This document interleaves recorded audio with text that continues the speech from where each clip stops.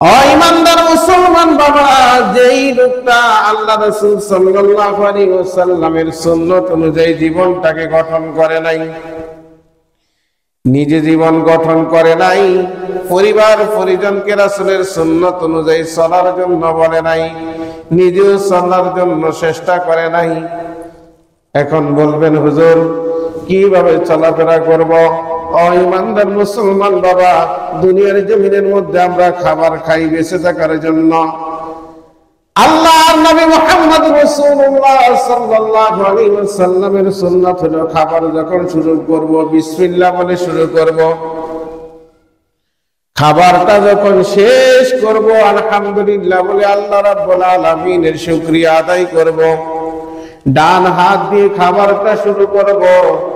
যখন খাবার খাইব ঘরে খাই আর অন্য জায়গায় খাই, দস্তরখান বিছাই আমরা খানা খাইব।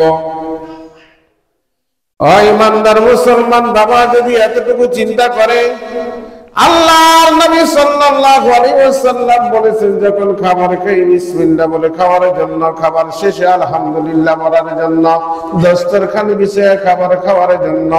আল্লাহর নবী বলেছেন বাবা প্রতিদিনই তো আমরা আমাদের এই যে জামা কাপড়গুলো পরি, আল্লাহর নবী বলেছেন যখন জামা কাপড়গুলো পরবা প্রথমে ডাইন হাত ঢুকাও, ডাইন হাত দিয়ে শুরু করে দাও, এরপরে বাম হাত দাও। আবার যখন খুলবা আগে তুমি বাম হাতেরটা খোলো, পরে তুমি ডান হাতেরটা খোলো।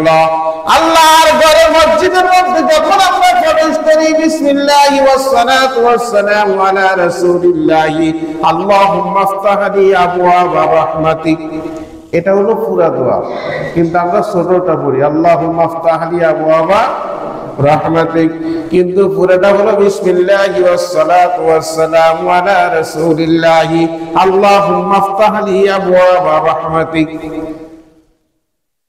আল্লাহুম্মা আফতাহ লি আবওয়াবা রাহমাতিক অনেকেই দেখবেন মসজিদে আসে এটা পড়েই না। এটা যদি চিন্তা করা হয় যে এটা আল্লাহ রাসূল সাল্লাল্লাহু আলাইহি ওয়াসাল্লামের একটা সুন্নাত, এটা দোয়াটা পড়ে দাঁড়ি পাও দিয়া মসজিদ থেকে আমরা বের হব, ঠিক তেমনি ভাবে মসজিদের ভিতরে ঢুকবো, আবার যখন মসজিদ থেকে বের হব আল্লাহুম্মা ইন্নী আসআলুকা মিন ফাদলিক, এই কথাটা বলে যখন আমরা মসজিদ থেকে বাম পা দিয়ে বের হব, আমাদের ধ্যানের মধ্যে যদি থাকে এটা হলো আল্লাহর নবী মুহাম্মদ রাসূলুল্লাহ সাল্লাল্লাহু আলাইহি ওয়াসাল্লামের সুন্নাত। প্রতিদিন আমরা ঘর থেকে বাইর হই আবার ঘরের ভিতরে প্রবেশ করি, মসজিদের যে হালাত ঘরের মধ্যে একই হালাত, ঘরের ভিতরে যখন আমরা ঢুকবো তখন আমরা ঘরবাসীকে আমরা সালাম দিব। মনে করেন আপনার ঘরে আপনার পরিবার আছে, আপনার সন্তান আছে, আর যদি মনে করেন ঘরের মধ্যে কেউ নাই, আসসালামু আলাইকা ইয়া আহলাল বাইত, এইভাবে বলে সালাম দিবেন। ঘরের ভিতরে যখন ঢুকবেন ডান পা দিয়ে যখন ঢুকবেন, আবার ঘর থেকে যখন বের হব তখন আমরা বাম পা দিয়ে বের হব।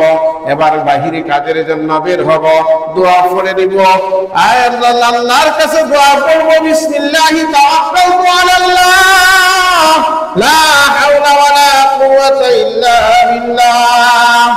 আল্লাহর নবী সাল্লাল্লাহু আলাইহি ওয়াসাল্লাম হাদিস শরীফের মধ্যে বলেন, কোন লোক যদি আল্লাহর নবীর এই সুন্নাত অনুযায়ী ঘর থেকে বের হয়, ওই ব্যক্তির হেফাজতের দায়িত্ব স্বয়ং আল্লাহ রাব্বুল আলামিন নিয়ে নেন।